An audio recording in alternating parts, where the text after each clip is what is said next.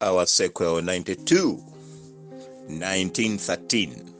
Sequel 92 introduces us to a sad story, the death of one of the pioneer native priests of Uganda. This happened in June of 1913. The pioneer priests were the Reverend Wright Duta Kitakule, the Reverend Yonasani Kaizi, and the Reverend Yairo Mutachala. They were ordained priests, full priests, not ordered. Ordered deacons, that was in 1893. So 3 years later, in 1896, on the 31st of May, which was Trinity Sunday, Bishop Alfred Tucker ordained the first native priests in Uganda. Wright Duta Kitakule, Yonasani Kaizi, and Yairo Mutakiala. Unfortunately, 1913, Duta Kitakule dies. And so in this sequel, let us celebrate the man who is definitely the first ever native priest of this country, Uganda. Welcome, therefore, to the Church of Uganda at 150 years, a celebration of our church and the state. The author, Christopher Amos Chikomeko Ntambi. On Saturday, the 7th of June, 1913, Reverend Wright Duta Kitakule presided over or solemnized cathedral weddings. After the weddings, he went to the wedding reception of one Abeli Sajabi. While there, he got dizziness. He found himself having dizziness for prolonged periods. He then got a swollen lump in the rib side of the abdomen. And so he left the reception because he was unwell. He could not even pass urine. He could not even pass stool. So at around 5 a.m. in the morning, he was carried from his cathedral house to Mengo Hospital. Actually, they had to carry him on a locally made stretcher. By that time, his abdomen had protruded out of proportion. And so on Sunday, the 8th June, 1913, at around 10 a.m., he was operated, only to find twisted intestines. And therefore, they rectified them. And after rectifying them, the place was sewn up, that cut area. It was sewn, and it became normal. But the following day, on Monday, June 1913, June the 9th, at around 5 p.m., the doctors were forced to operate again because of the continued failure for the Reverend to pass urine and stool. Now, when they did that, they found a large intestine clamped so tightly together. And so they rectified that again. And in fact, they put a tube to help him pass stool and also pass urine. But the tube failed. The stool tube failed. And he began to vomit. And he was vomiting blood all the time. But he later stabilized. And the following day, that is Tuesday the 10th, at 3 p.m., the entire stool oozed out naturally and normally and in total. But then, all of a sudden, he developed reoccurring hiccups. I think we call them kaskonda in Luganda. And also, the blood vomiting resumed from time to time. And this went on. And as he underwent treatment, several people were surrounding his bed in hospital. including the wee hours of the Tuesday 10th. People were around his bed because his condition was not good. Apollo Kagwa, the Katikiro, was there. The Omowanika Zakaria Kizito Kisingiri was there. The Reverend Ernest Miller, chaplain to the bishop, was there. Kago Yakobo Musajja Alumbwa was on the deathbed, on his deathbed actually. The Chimbogwe was there. The Reverend Thomas Semfuma was there. The Reverend Batulumayo Zimbe was there. The Reverend Alimanya was there. His beloved wife, the wife of Duta Kitakule, was there. Their children, the big ones, were there. And the following day, which is Wednesday, the 11th of June, at around in the course of the day, as the vomiting continued and the hiccups had not stopped.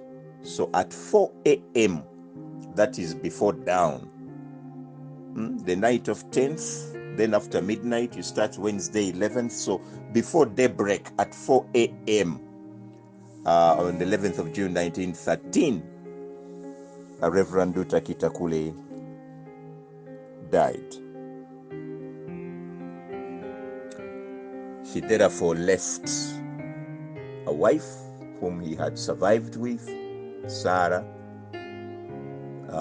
He left 8 children and 1 stepson.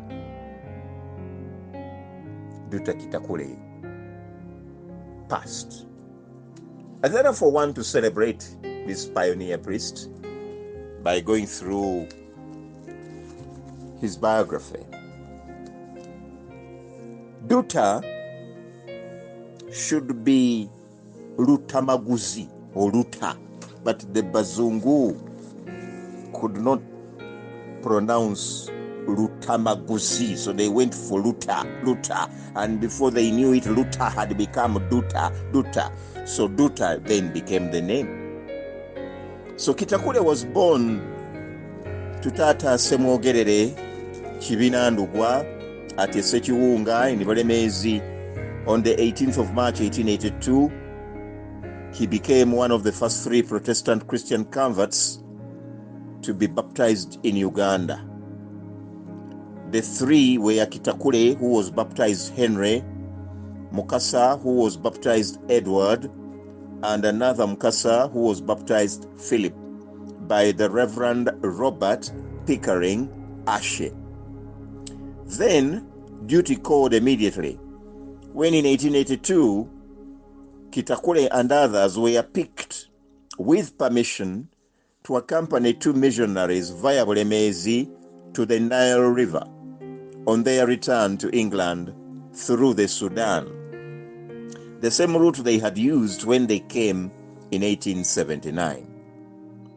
The 2 missionaries were the Reverend Guy Litchfield and the evangelist W. Pearson. But as they passed through Kitakule's home in Bulemezi, they were attacked and injured, and so they abandoned the trip. They returned to Buganda and sought permission to go with the boys as porters through Lake Victoria and through Tanganyika to Bagamoyo, which was granted. So 5 boys and a girl accompanied the 2 priests to Zanzibar, where Kitakule remained, and the others went on to Frere-town, the headquarters of the Church Missionary Society in East Africa, near Mombasa. At Zanzibar, Kitakule was baptized again by the university missionaries of the university mission, and he was given an extra name, the name Wright was added by the university missionaries. Actually, the baptism was made by the Reverend F.R. Hodgson on the 10th of April, 1882. The name Wright was for him to differentiate the earlier baptism from the latest one, which had been done in the right way, involving the giving of a baptismal card number 434. Pronouncing the name Wright proved difficult, as Kitakule preferred Wright, W, not R. Kitakule stayed on and underwent further academic training, especially in mastering English and Kiswahili. Therefore, when Reverend James Huntington first visited East Africa before he became a bishop, he found Kitakule in Zanzibar in 1883.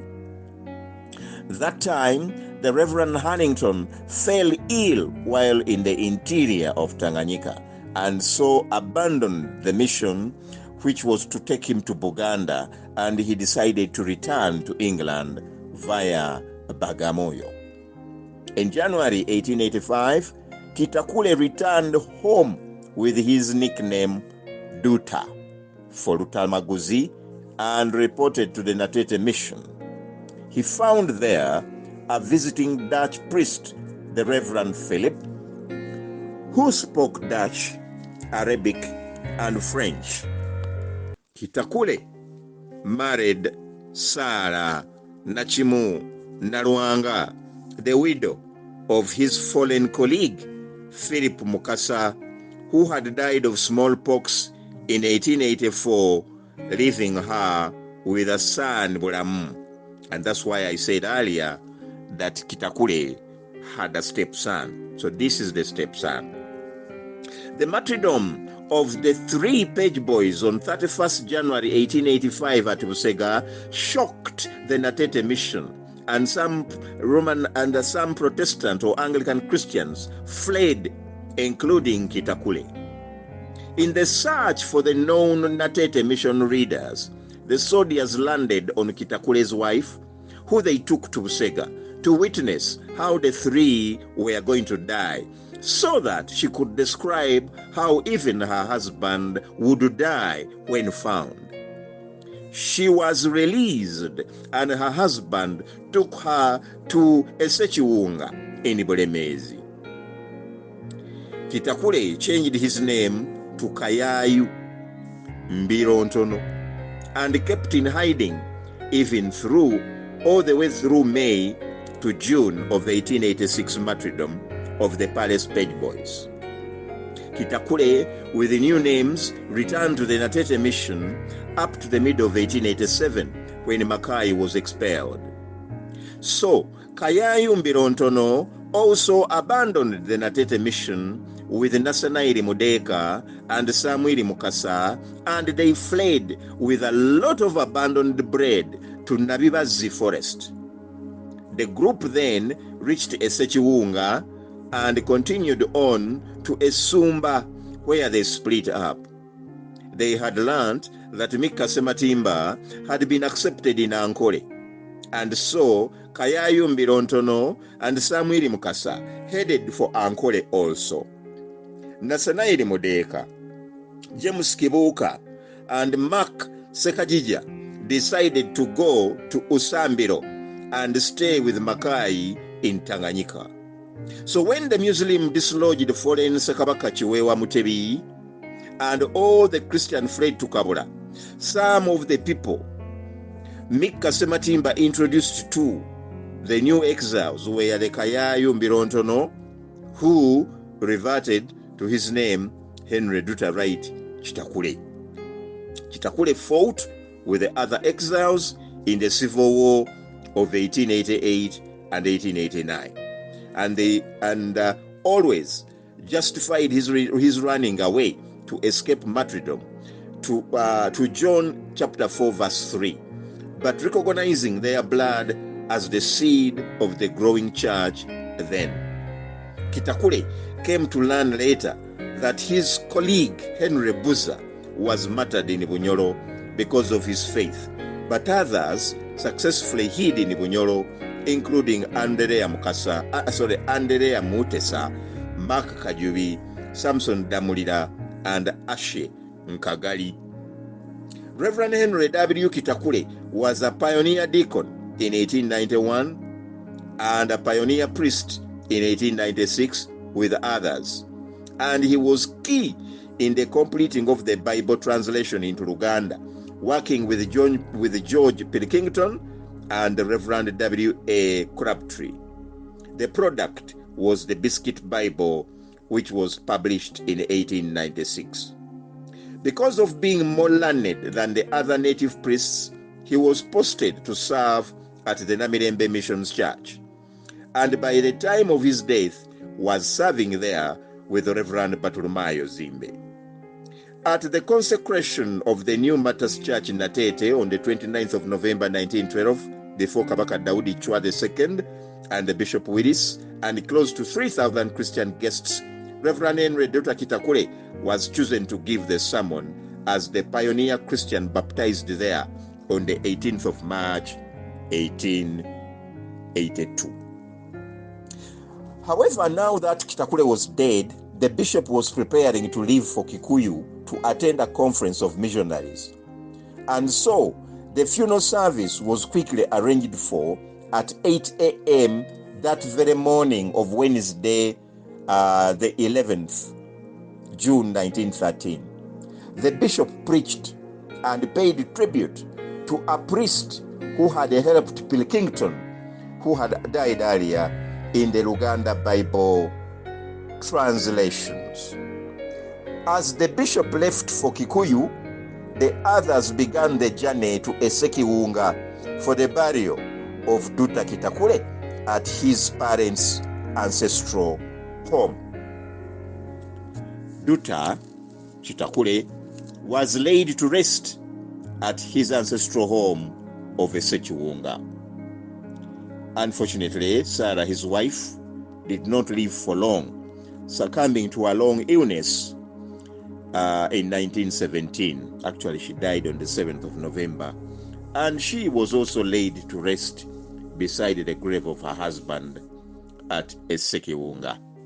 And that was the life of Henry Wright Duta Kitakule, a name that the Anglican Church will always celebrate, not only for being a native pioneer priest and one of the native baptized at the Natete Mission Church, but for the fact that after he became a priest, he served the church and died in the service of the church. For indeed, when he got the illness, he had just completed a ceremony of solemnizing marriages. And it was at the reception of Abel Sajabi that the intestines got problems. Did he swallow poison? What happened at this reception?